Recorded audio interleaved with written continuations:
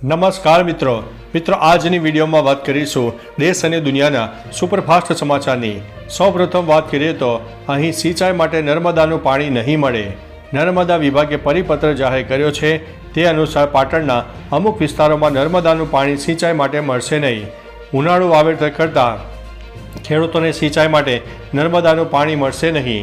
આ વિસ્તારોમાં રાધનપુર, સાંતલપુર અને સમી સામેલ છે। 31 માર્ચથી નર્મદા વિભાગ અહીંથી કેનાલમાં પાણી બંધ કરશે।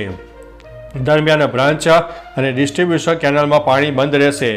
સાથે માઇનોર કેનાલમાં પાણી પણ છોડવામાં આવશે નહીં। અન્ય મહત્વના સમાચારની વાત કરીએ તો આ ટાપુ પર જવા માટે લેવી પડશે મંજૂરી।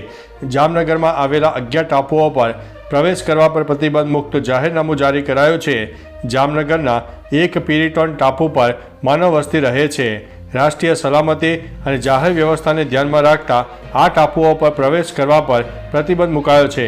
તેથી પ્રવાસીઓને પિરોટન ટાપુ આવવા જવા પૂર્વ મંજૂરી લેવી પડશે।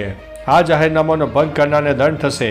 જાહેરનામું 13 મે 2024 સુધી અમલમાં રહેશે। અન્ય મહત્વના સમાચારની વાત કરીએ તો ગુજરાતમાં હવામાન વિભાગે ગરમીને લઈને મોટી આગાહી કરી છે। તેમના જણાવ્યા અનુસાર આવનારા 3 દિવસ પછી ગરમી વધશે। દરમિયાન 2 થી 3 ડિગ્રી તાપમાન વધશે।